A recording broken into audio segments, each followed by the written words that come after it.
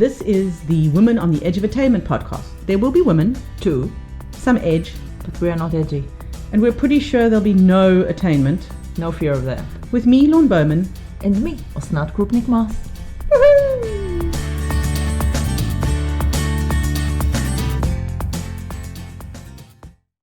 Okay, here we go. Just remind me not, if I get excited, to lean back. Yeah, because I would, she's about to be excited. I'll be able to predict it and then take a decision to put a stop to it. Nice! I know. Nice! I'm very You're good. going to predict? Oh, wow. Yeah, I Nice. have this skill of predicting when people are about to get excited. Right, so, as you might have guessed, today's show's about decisions! Yeah, we have made a decision. Oh, Actually, we didn't decide it. We just rolled with it. I don't roll with anything. I'm hopeless at rolling with anything. What are you talking about? Tell me what I rolled with. With decision. Oh, you mean the topic? Yeah. Oh, because it happened organically. That's fine. That's rolling with. Oh, I never knew. It makes sense, but I hadn't thought about it like that. I did something. You should see her facial expression when she says it. She tries to. No, I really didn't. Not working out. Carry on. No, but I So- really didn't think that rolling with it was organic. Like, Yeah. until this So moment. what did you think was rolling with it? Rolling with it was rolling with what was happening, like being But cool about this it. is organic. You are rolling Yeah, but- with it, and you are. I don't feel like I'm being cool. You are not. However, you rolled with it. My God. Good to know I'm not cool. Well, Who wants to be cool? so, would you say the way you make decisions now is... Okay, I'll reword that. The way you made decisions when you were 15 and the way you make decisions now, are they... No, terrible question. I'm There trying is to ask... smoke in the room, she's thinking. No, I'm... Edit. I'm just thinking of how to... Yeah. I'm supposed to be the one that's editing, although I still have fights with the editing software. However, I might leave it in. There you go. Yeah, but I get to listen before we send it out. Yeah, doesn't matter. The thing I want to ask is, has the way you make decisions changed over the years? Probably not. So, okay, so what I'm trying to ask is, like, there's how you make small decisions, like I'm going to eat ice cream or I'm not, and there's big decisions like starting a I business and think- buying a house. yeah, You have I different think- ways of doing that. Yeah, of course. No, you don't. The funny thing is... You don't have different ways. No, you don't. I think the process of it how much time you waste on it. And funnily enough, this is what I think. When most people, and I see it around it, if you want to buy a TV, which is an expense, however, not a big expense, roughly, even if it's £1,000 TV, we are not talking about something. It's a moderate expense, but when I do spend if I ever should spend £1,000 on a t-shirt, Wait. a TV. No, but that's what I'm saying. When you look at £1,000, it's a lot of money on one hand. On the other hand, it's not life-defining. It's a fucking TV. People sometimes can spend months on checking out different models and then reading that a newer one. Okay. Wait. You keep disturbing me. It's my job to disturb you and cut you off. This is my culture. I'm from the Middle East. I cut off people and don't listen. You grew up in a very, very, very, what will the neighbors say, family, Jewish family. You should let me speak. There we go. I just have a question. Yes. Well, do you not think that those people who deliberate over buying a TV or deliberate over a decision might enjoy the deliberation? yeah, definitely. However, the same people, because you know the TV won't go away. So you take your time, you enjoy your research, whether it's of value or not. You enjoy the whole process.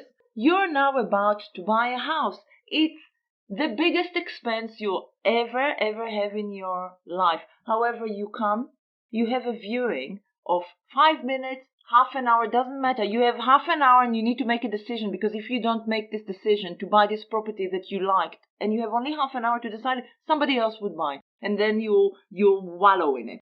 So, funnily enough, when it comes to property and where we live, we make a decision to purchase it way quicker and within less time of seeing the product than a fucking TV. I find that frightening. But it is like this. People really take the time and what this will because they happen, enjoy that. Not necessarily. Sometimes it looks like the suffering is the enjoyment. But I'm Yes. saying, you want to buy a house, you make a decision. I'm going to buy a house, or not make. Grow up. I'm going to buy a property. I go in. I see this flat. I see this house. Oh, I like it. The vibe here is good. I'm going to put in an offer. What the fuck? Half an hour. I do kind of wonder, why aren't we trying the shower? Why aren't we looking No, in the east?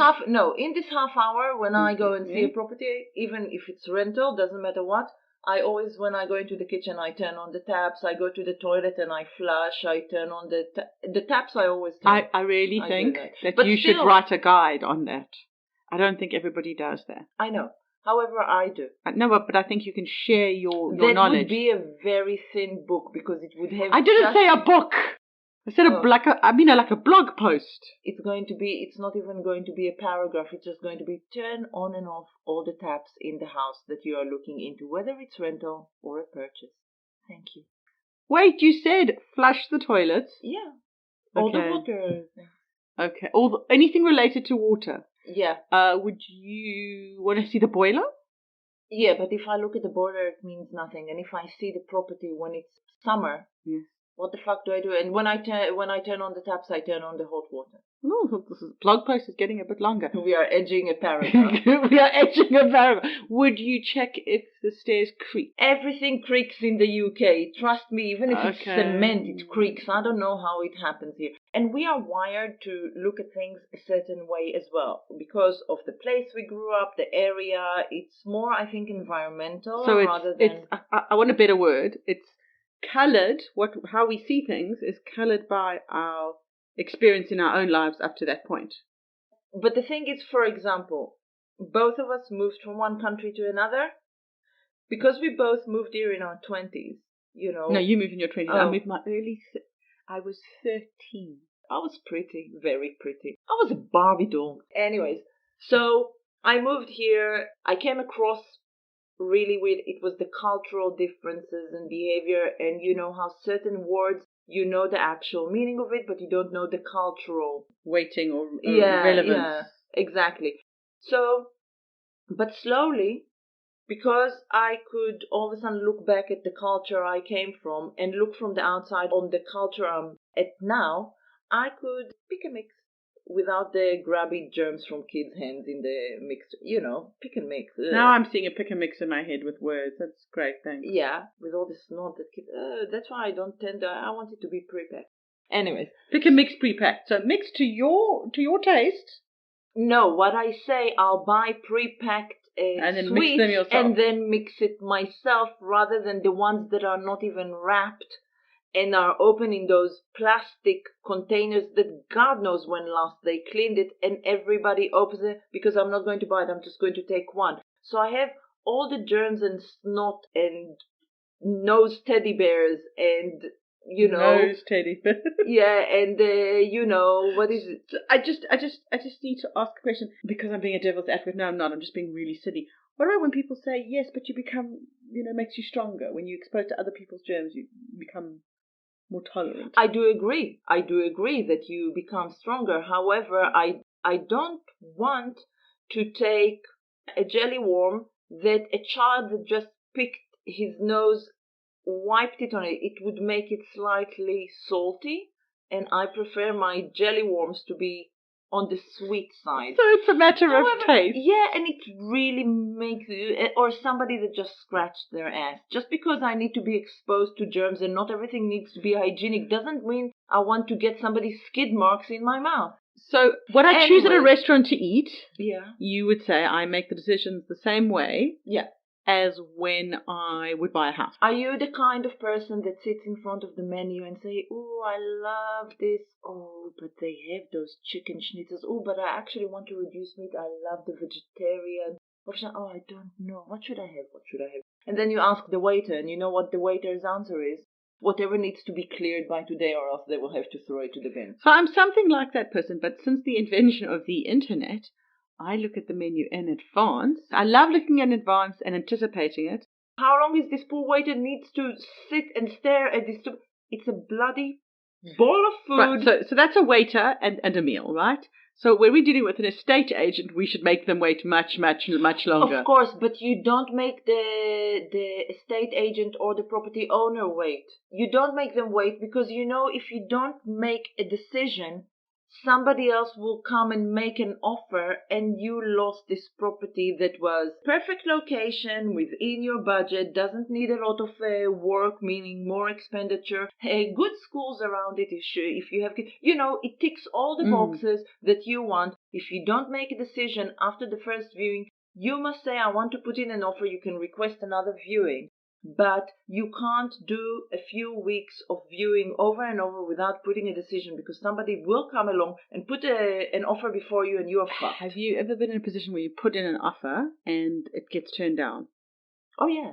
I know a few people. Not just on property, generally in life, at work. Okay, but somehow property seems people much worse. They build. They put an offer in and then they start imagining what their life will be like in that house. Yeah, exactly. They can't help themselves. Okay? It's not like you can go, well, I'm not going to imagine until they've accepted my offer. And then when you get a no, it's like that whole fantasy. You've got to mourn the fantasy. It's horrific. I don't mean in a way. I don't find it horrific, because I think it's a natural thing, and you, as you say, you mourn something that didn't happen and won't necessarily happen if you actually live there. But yeah, we have a thing with property, I think, which is, but decisions Western also, capitalistic. But decisions is also things like, do you make an aware decision to become friends with somebody? Do you make an aware decision to wear certain style of clothes? Clearly not me. But there are because people, I'm really because when I came here in my 20s and I was a Barbie, my style was also stunning. I always cared about fashion. It was always. When did that stop happening? I can tell you I'm not fashionable, because you probably look at something and say, "Oh, it's pink," when it's peach. Yes, but that's because I might be the only woman I know who might be colorblind. Oh, okay. I just, to be honest with you, I don't know how to recognize peach. As a color, not as the fruit. The fruit I can point out. The fruit, it's furry. It's furry and juicy, and it's. I don't eat it because of the fur. I prefer the nectarine myself, but if there aren't any around, I will peel a peach and swear a lot because that skin's weird. Yeah, it's like licking somebody's hairy ass. It has the shape of an ass. I don't know where to go here. I mean... Which brings me again, why would I want to eat a jelly worm with skid marks on it? Maybe I should start with licking a peach and then grabbing it. No one would want to do process. that. I mean, there are people who probably would, but please God, they're not listening to our podcast. Because please God, first of all, please who? What? Okay. What the fuck are we talking about? Please, non-existent deity. Why don't you want them to I want them to listen, to realize how wrong their ways are. Oh, okay. And you think this little ditty... Or maybe not. Or maybe I just burst their bubble now, and now they're going to be germophobes. Sitting at home. I'll be honest with you guys. Don't give a shit about fashion, about colors, about anything. And I don't also give too much shit about hygiene. But all of a sudden, an idea is dropping in my head, and I can't... That's it. Once you see, you cannot unsee. And this was the reason I talk about it, about the pick and mix. And sometimes I would be tempted to take it, and maybe I put it already in my mouth. There is no way, even if I spit it out, it's already in. And oh shit, because I saw this woman with a toddler many, many years ago, before I even had kids, and she didn't notice the low containers, and he was picking their nose and then opening a container and just grabbing the things with their hands and closing. He didn't even take one. It was just like playing between with it. Scratching the ass, the nose, the thing, and then putting, because it was hard sweets.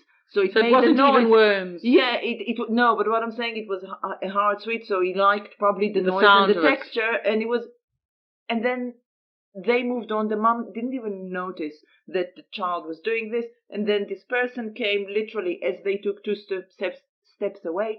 They never saw it, and they were doing pick and mix, taking from those sweets, and this was the day I was like, oh. On a totally, all I can think about is that we're not going to have that Barbie doll picture now, and I had expectations of seeing pictures of you in your 20s dressed up like a Barbie doll. Listen, no, I had a thing once that I used to say about myself, that it was about my boobs. I was talking about my boobs, and I was saying how when I was younger, no matter what position I was in, lying on my back, on the side, standing up, boobs, the nipples always point straight. And when you lie on your back, they point straight to the ceiling, very nice and firm. And as I grew older, it looks like a cross-eyed twat. It just looks everywhere, each nipple on its own world kind of thing. And then I used to say, yeah, I miss the days I had boobs like Barbie, straight under my shoulders, no nipples. So much to say. So I've never thought about my boobs in that way at all. Okay.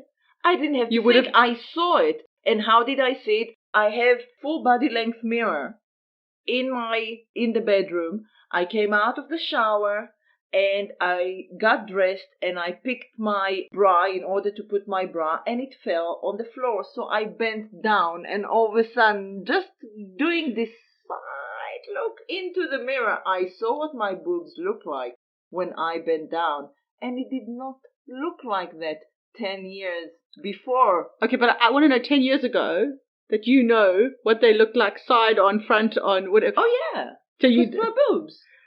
I'm saying 15 years ago, I wasn't going, which way do they face? This never even occurred to me. Of course it does. What do you mean? You put a t-shirt on, you see where your boobs are, how high they are, and they get lower and lower. And the thing is, I don't have big boobs. My boobs are considered to be on the smaller side. Not tiny, yet small. And all of a sudden, they go lower and lower. What's the next thing? I'm going to put a belt in order to support it because it's going to be by my waist. I have no idea. And it's small. It's like empty sacks of water. I don't see them that way. Because I wrap them in a very good bra. Shouldn't we all? Yeah, but because they're small, I don't really need somebody to measure me. I can slap anything and it holds it. Fine. There are people, I'm just thinking, having said that, shouldn't we all wear supportive bras? I don't actually think if you don't want to, you should. Everything is about if you want to or not, unless it's like, oh, I want to kill this person because they piss me off. But I'm talking about the bra. You should do it because or else you suffer. If I see a large-boobed woman in the street wearing a very poor bra because it's visible through the I won't go to her and be the bra police. And I won't come and tell her, oh, you probably have such backaches. Are you okay? Why don't you go to John Lewis for a strange woman to put a measuring tape around your bust? You know, I won't do that. I'm grateful to hear that. I said should. The whole time I said should. I didn't say they must. I said they should. So I've had a work experience where I had a colleague who was the bra police. Oh wow. That was, yeah, I know, it was quite fabulous. I was at work and one of my colleagues decided to be, more senior colleague, the bra police. Okay. And it wasn't 10 years ago. Okay. Okay. And in retrospect, quite inappropriate. Yeah. I realized. No, you need to hike the puppies up, something like that, she said. I'm like, so what? We were having a conversation, suddenly this comes up in front of other people. Why? Why do other women... they are not my friends. I'm talking about this relationship that you're not really friends. Tell me what I should or shouldn't do. I could explain it, but you should know. Feminine. Yeah, you should be more feminine. I heard this. Now, when you talk about things that are inappropriate... Someone has said you said you should be more feminine. Yeah. So I'm not sure if it's worse to be the bra police or being told you should be more feminine. No, your bra police now, she lost. I mean, she's a bitch, but she lost. No. So tell me about being told you be more feminine. No, I'm fascinated. Somebody actually... So how long ago? Not too long ago. A few short years. I want to hear this. We don't... Yeah. Please set the scene. I must hear this. We were sitting at the office. There was a discussion about some work-related thing that we needed to attend to. And then they were talking about what she would wear, it was all this. And then they looked at me and I said, I don't know, I'll just open my wardrobe and decide, spur of the moment, what I'm going to wear. Which is fine. And then they told maybe you should consider wearing for a change something more feminine. How many people? 2. Maybe you should consider wearing something a bit more feminine. How did you contain yourself all in one place? Oh, I just said, as long as I have to sit while peeing, I'm very happy with my femininity as it is. I don't think clothes would make a difference. I think that was very kind of you. They weren't mean to me. They really thought they are Giving you me helpful feedback. not helpful feedback, more like, trying to get me to improve or progress in my... The problem was that when they said it, I was already in my late 30s and I can pull off my, open back dress when I feel like it, but I wear what I feel like. But even if you couldn't pull it off, it's no one else's business. Except to my wedding ceremony, which I bought a dress, especially, which was a blue mini dress I bought in New Look for 20 quid. Yay me.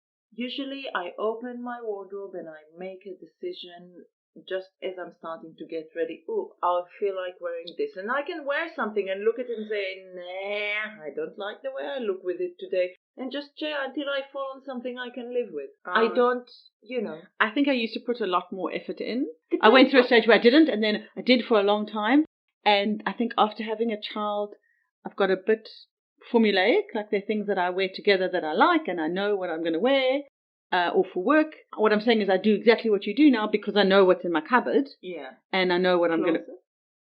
Cupboard? Isn't cupboard in the kitchen? Sorry, no. I don't know. Because English is not my first language. I make this kind of It's mine, mistakes. but I don't actually understand the difference. Somebody once told me that a cupboard usually you would have food products or cutlery or plates out of, and closet is where you take clothes. I would never use the word closet. I appreciate what you're saying. I said wardrobe before. Wardrobe. I would just use cupboard is where things go, but probably wardrobe is better. But it's you don't lucky say that I don't. They came out of the cupboard. I would. About somebody that came out. Oh no, you wouldn't have come out of the closet. Yes. But I mean, I don't keep spaghetti in our bedroom.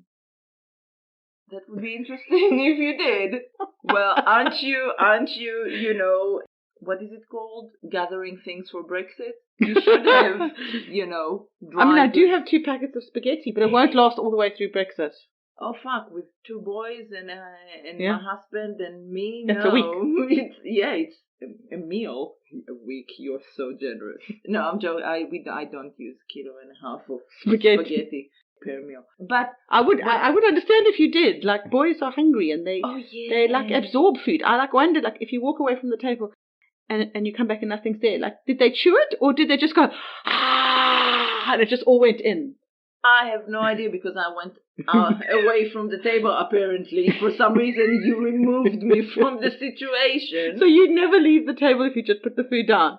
If I leave the table, I put the food down and we are sitting inside, and then for some reason, I leave the table before plating. Okay, that's unwise. I'm fucked. Then you have to dish up for yourself before you go get the salad dressing or whatever. What I do, first of all, I don't use salad dressing.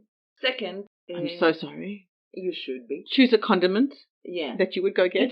Because my kids set the table, I make sure, and if it's not on the table because they forgot, they have to go and fetch it. I'm not going to fetch it. I don't put so much planning in, but I understand why you do. I don't plan. It's just if I sit down and I don't use ketchup, but I do use some kind of sauce. Mm-hmm. What is it called? Oh, fuck. Describe it. Wait, this is going to be cut out, but yeah. No, that's fine. Leave it in. What? The quiet of me thinking the name of the... No, describe it before you give me the name, and then I can guess. It has bits of onions and usually peppers. It's not chutney. No. Piccalilli. No, not piccalilli. Tomato jam. No, not jam. Onion relish. Relish, that is the word, relish. So yeah, it's there. They set the table. So if I sit and my relish is not there, I'm telling them, excuse me, what about my relish? And they have to go and fetch it. So it's not a decision or it's like it was their job. Like if we sit by the table and there is no food, they would look at me, it's like, can you please bring you were cooking. Or if my husband cooked and we say, it's like, excuse me, go and bring the food. Right. So you had one job. You did. Oh, I hate it when people say that. When you really hate you had one job. I love it. You sit down at the table and do you dish up or do they? Yeah, I dish. The first round, I dish. And who do you go for? Who gets food first? For some reason, my older son, just because he's it's Okay. more like anti-clockwise. I go, Okay. funnily enough, I go anti-clockwise. So it's not your husband, it's your son. Then your other. Because it's not a matter of honor. It's a matter of Okay. Because we had a bit of an argument about him. He was boasting that he always gets first. That day he got last. Well, because of that. Yeah. So basically, I dish up for everybody, and then I dish up for myself, and then they would usually go for seconds and thirds and fifths and sixths, and I don't know what they're going for, and I'm eating my Right. So thing. when you dish up for your first son, by the time you dish up for yourself, is he finished? Depends, but usually no. He's still relatively fine. That's impressive. Yeah, I know. But nobody's allowed to go. First of all, I have the dishing spoon. So if somebody wants to go for seconds, good luck. Good luck trying with your fork, taking out from the main dish, dishing it up to your plate, Okay. So I'm the one that is dishing out the first round. After that, it's kill yourself over it. And do you have a second? Do you get to have a second helping? I don't always want a second Okay. helping. All right. But I cook in very large quantities because of that. But although I upped the quantities, some foods that I would really like to have leftovers for following day lunch boxes or for me to have lunch, no, empty pot. And do you have a main course and salads and stuff? Oh no, I just plunk everything on the table. Okay. And is there something that one of your kids doesn't like? If you make it, what happens? They can fuck off and go to the kitchen and make toast. So I don't actually think that we make decisions the same way. At least I don't when it comes to food and when it comes to buying a house. I just don't like making big decisions. I just don't want to make them. Okay, the one thing. Okay, let me tell you this. So I have no plan to make big decisions because I won't make them. It's like sometimes I'm sick of deciding. Especially the mundane. I'm sick of deciding. I love it. Sick of deciding. I would call that deciding fatigue. Now, I get deciding fatigue, exactly like you do. I think the days we record is your bin day. We need to change the day. We really need to change the day. You didn't know that. Usually it's much earlier in the morning, but it's the second or third time that we are here and we are recording at the normal time, not at 7 a.m. and the bins are... But why aren't we recording at 7 a.m? But why? Because 7 a.m. is my staring into the abyss time. Okay. It is morning and people are going to go to school and work and do but things. they're big enough. It's not like I need to chase somebody with self-cleaning. Get dressed. Self-cleaning humans. Yeah, so I wouldn't go as far. Teenage boys, it's a bit far-fetched to call them self-cleaning. Do you think your children shower every day? One of them is old enough. Yeah, he does. Mm-hmm. The other one is at the stage that sometimes I need to but because I have the older one, that I see the natural circle of life. The circle of life. So I'm not worried. Oh, so because you knew the so you're saying that in your experience, teenage boys go through a stage of not washing as regularly as they should, and then they come into sort of washing regularly. Yeah. You're not worried about the second one because the first one came round. Yeah. So I have a friend who has a teenage son who she believes is eating body wash. Is it a boy or a girl? It's a boy. He's masturbating. He's having a blast. Is that your theory? It's not my theory, it's a fact. I mean, I didn't look into the shower while he was there because... I don't want to get too detailed, but isn't that a bit drying? I mean, soap is drying. Oh, what are you talking about? I understand it's lubricant, but surely it's a bit dry. I just pretended to masturbate myself. There's so much one isn't going to say about that. Okay, so your theory is it's masturbation. Okay, it's not I must say, theory. I didn't think this of it. Is a fact. This is a fact. This child. It's not foaming wash. It's not foaming wash. It's just body wash. It doesn't matter. It's body wash with the water. It does have a bit of a foam. Not like a lather. Where did you get this theory from? Because when I was growing up, I used to watch Hollywood movies about teenagers. What do you mean when I got this? It's a well-known fact. Have you ever spoken to a grown male and about what to do with... Have you watched stand-up? They fucking talk about their wanking styles. I clearly have missed all the stand-up. All the stand-up, never there was like a silly conversation around the table with I have to friends say I watch jokingly. more women stand up than I do men, which must Yeah, limit but I'm my talking choice. about But when you sit with friends and no, you get to the stage this of has stupid. never okay, come your up. friends always prim and proper. Talking No, about, they're not. But this has never come up. Pardon the pun. if it never, it's a completely. I guess there would be more body wash. If it I never think your came mother, up. your mother, My mother, your yeah. sons are going to kill you for all of this conversation. I'm not talking about them. I'm talking about your friend's son, which you brought up. I did not talk about the sexuality of my kids because they are my kids, and I find it a bit weird. However, to talk about a teenager as an idea, because it's a person I don't know, not the mother, not the son, but the idea of a teenage male, a teenage boy, a teenage whatever, even if it's a girl, but girls don't need this lubricant. And if they're, it's going to be a problem. They don't need. Did she find out that also the amount of toilet paper slash tissues is being reused? We never discussed that.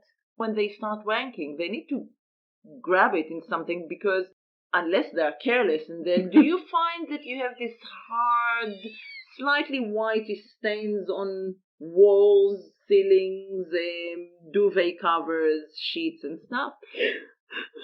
It should go together. We never had a conversation about that. I'll be totally honest. I'm not actually going to ask any more questions about that. It never even crossed my mind. I would just turn to buy a soap bar. But soap bar, it also, you can froth it. I'm not getting into the level of froth, but I imagine it might last slightly longer. Depends on how active they're. Oh my God, this conversation's going somewhere I really didn't intend.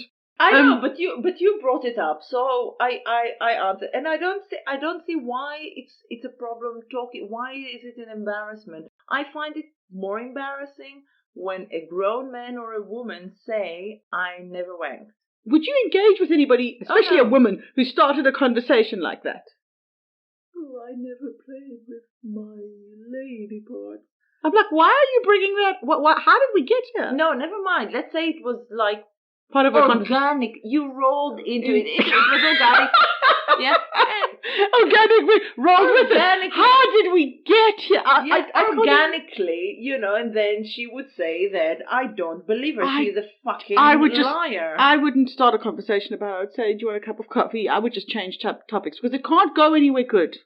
No, if somebody comes up with this declaration, I would look at them and say, "You're a fucking liar. Would you like some coffee?" I would say I don't think it could go anywhere good. So, I mean, I was out the other day. I was out the other day somewhere at a... If it's a porn film, you can tell, I can show you. And then it goes from there. So hold on. We're going to actually have a section called "If I Was a Porn in a Film." If I was in a porn film, how would I respond? I can't even get it out of my mouth. If I was in a porn film, how would I respond? No, we're not having a segment like that. So the other day I was at a screening of something, parenting related. It was very interesting. There was a panel discussion afterwards, and I went up to afterwards, and the conversation continued for a little while, but I ended the conversation at these words. Her words were, "I'm right, everybody else is wrong." She can't be, because I'm right and everybody else is wrong. I didn't want to tell her that, but in a serious note, she wanted to continue chatting, and I felt that statement was sort of a conversation ender. I felt at that point that was, yet what I found really interesting is she still wanted to engage with me, and I'm like thinking, what more was there to say? She's trying to engage with you. What is your response? You just walk and she's walking behind you trying to talk? No, I've got to go now. Oh, but I'm more cold than anybody. I mean, I did genuinely need to go, but I was like, but what if you didn't? Let's do hypothetical. What if you didn't have to go? I need to go to the toilet. Anything. But then you go out, she's still there, picking it up. I'm now going to mingle. I'm going to go mingle. Often. Oh, there is somebody that I really wanted to speak to this person, and then you go and they don't even know you. You don't know them. I don't do that. I don't do that. And I'm never so clear about ending a conversation. To be honest with you, I can't tell you things that'll kill a conversation, but I now know that one will. Yeah. That one will do me in. And she was a nice lady. She seemed a nice lady. She's not nice. She's more unlocked within her own head taking this path of I'm the only one that knows about parenting, and the way I parent my children applies to everybody because everybody else is raising up dysfunctional monsters except me. This is what she's saying. So, we're going to end the episode with, if you were in a porn film, how would you react if someone said, I'm right, you're wrong? I would tell them that what they thought was an orgasm is not.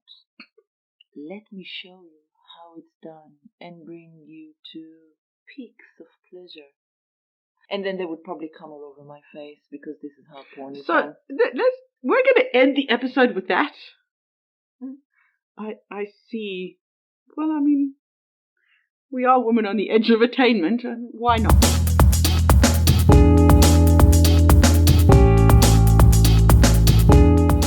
You have been listening to the Women on the Edge of Attainment podcast with me, Laun Bowman. And me, Osnat Krupnik-Maas. If you enjoyed it, subscribe, like, and share with as many people as possible. If you disliked it, share it with as many people as possible, so they can suffer too, the bastards. Follow us on Twitter at WTEApod or on our Facebook page. You can also email us on WTEApod@gmail.com or stalk us individually on Twitter at B_Laun and Maas Life. Music by audionautics.com.